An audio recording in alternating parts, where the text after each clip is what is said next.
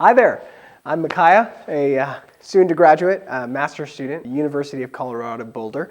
My degree is in business analytics and my concentration's in decision science. So I do a lot of high-end modeling and optimization and AI, whatever, all those fancy words people like to drop. But what I'd love to talk to you about is overfitting and underfitting, and why you need to be very careful about both of them.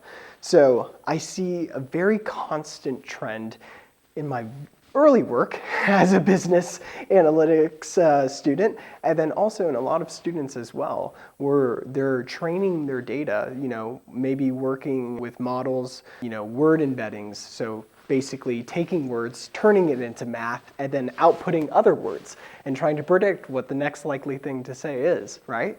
And when they're doing that, what they do is they build a great model that trains on this test data, and you start getting accuracies in the high 90s.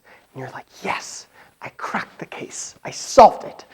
But what you don't know is that when you're training your model and then testing it on the same data set, you do this thing called overfitting, where your model's like, I know exactly how to work with this specific data. And then as soon as you get new information, you get like a 2% accuracy because your model does not know how to work with that. And that's what you want to avoid. But then you don't want to go to the other side of things called underfitting, where you make a model that has no idea about the distribution of how things are working in your data from what you have. So when you get new information, it can't even understand the current information. You want to find a balance between the two. And that's what people call, the balance between overfitting, or trade-off between overfitting and underfitting.